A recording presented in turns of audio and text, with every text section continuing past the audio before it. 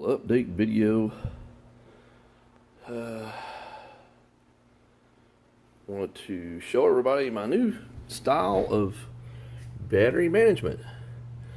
These are actually 18650 lithium batteries, and they are in a pack that you're actually able to remove them if you need to. These are all has a fuse for safety, each individual cell, and it has a main fuse on the bottom of the board. Okay, you can't see it, but I'll do a later video. But these right here basically come out laptop batteries, and I've salvaged them, and then some of them are new. But you run through and test them and get the capacity. And this is a 48 volt battery. This will go down as low as 21, 22 volts. And it goes up and charges up as high as 55, 56 volts. Okay, big range. Unlike lead acid, which I got some back here, if these are left low, these won't sulfate. If you leave these low, they will sulfate, and it will damage them.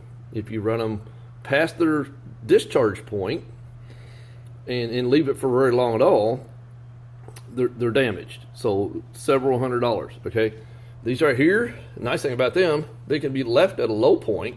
And of course, this is a little board here is a battery management system. And now here's your voltage. Right now, this one pack, there's two of them. So one pack is at 27.47. The other pack is at pretty much the same thing. So actually, I don't have a meter hooked up. It goes on that little port.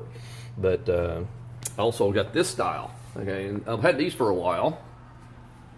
And you see I got 4 of them. Okay, so this is my other backup power, which I'm going to move to this style. And then of course the nice thing about it, I'm going to stack these up. These are little boards, and they are PCB, you know, printed circuit boards, and you just spot weld, or not spot weld, actually you solder these little trays. There's a 4 tray and a 3 tray. And then you just stack them up. And they got these little posts. And of course, you can actually combine them and make a 48 volt system. And that's what I'm doing. Because the 48 volt, you pull a lot less amperage. And you can use smaller wiring. As you notice, I got very small wiring here. Right now, they're hooked up to some big wiring where I was using the batteries. But your higher voltage systems don't have to run as many amps. Okay? So that's why I'm running a 48 volt system. This is a 1,000 watt inverter. That's my charge controller, and I got it here a while back, and it works really well. I love it. It shows you a lot of information. It's very programmable. It works for 12, 24, 36, and 48 volt systems.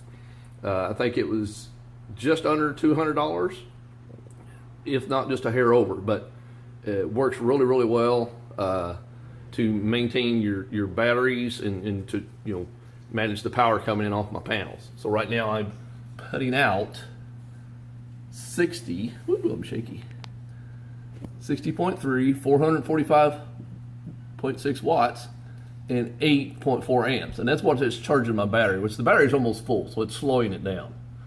And if I was actually running my inverter, which right now it's off, if I was running the inverter, the amps will go up and the volts, the wattage will go up to, if I need it to go right up to about 1,000, a little over 1,000, but actually, I only run my system about 600 watts to 800 watts daily, which this is the on-grid power inverter, and then I have an off-grid power inverter. Okay, so this one is only ran when the power's out. So I got this one tied into all these batteries, and of course everything is breakered. These right here are breakers. You got 100, 150 amp breakers. And actually, I could probably go less than that, but you know, 150 amp. If something shorts out, it's going to kick the breakers, and we're not going to have fires. Okay. So the nice thing about it, and of course, I got a wind turbine, so that's what this up here is for. And a wind turbine, if for some reason it overcharges my batteries, because this right here will shut down at night, but the wind turbine will continue to bring in power. But if this meter gets up to 56 and a half, or about 57 volts, then this will kick a relay, that right there, and then it connects to a bunch of resistors. These are huge resistors, And what it does, it burns off the electricity. So it won't let you overcharge your batteries. Now, the nice thing about it is, with these right here as well, this little BMS board will not let you overcharge these batteries either. So this right here basically is controlled through the ground side of the batteries. So the ground hooks to it. So discharge or charging, it will disconnect the power coming into these batteries if they're discharged too low, right around 2.8 to 3 volts, which is about as low as you want to go on these, and it will disconnect at 4.2, and it also balances. So this right here is balancing these batteries. Now this is only set up for one set, so basically it's balancing this set but not this set. But I got another similar one that works for 14 cells. So this is a 7S, this is a 7S, so that would be a 14S. So I got one coming, and if it works out like I think it will, I'm going to be able to use it as one battery management system, and it will manage all these cells and keep them balanced and not let them overcharge or undercharge. So then it makes it very safe. You don't have to worry about a fire. If you overcharge them, they could burst into flames. You know, that's but just like with any battery, you overcharge them, you're going to cause problems. These right here, if you when you charge them, they will create gases, and those gases are flammable.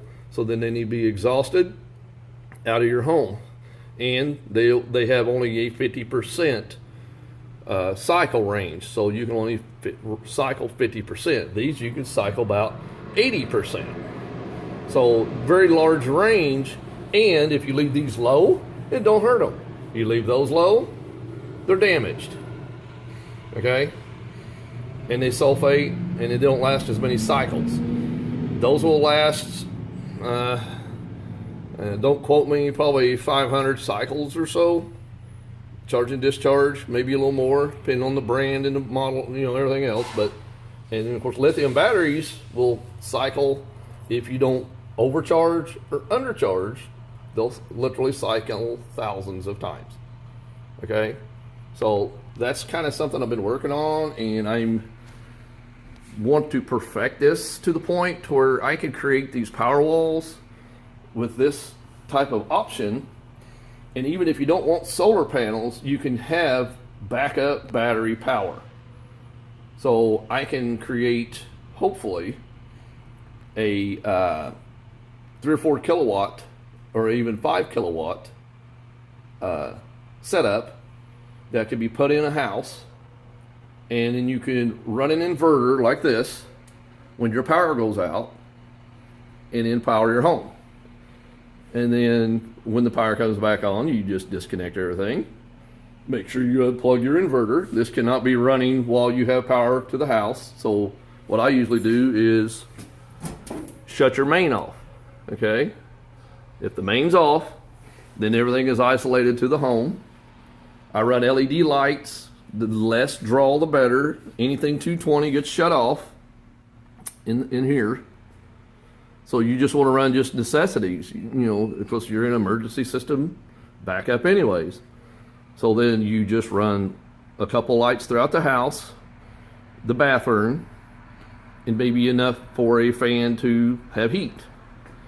So if it's wintertime, you know, or in the summertime, you know, you can run a few fans maybe, and then some lighting, but, you know, they're not going to last forever with, you know, the power off, and you want to minimize the use as much as possible. But now, like me, if I have panels and I have a wind turbine, mine will actually recharge. So during the day, I can recharge everything back up, and then I can start all over again. So I don't need as big a system, because I can recharge them the next day, and they'll charge at night while the wind turbine's running. So that little fella up there, it's hooked into the wind turbine. It's connected to my batteries as well. So the wind turbine, it will charge night or day. So anyways, just a little update, give you guys an idea of what's going on. And if you got any questions, just give me a buzz on Facebook. Talk to you later.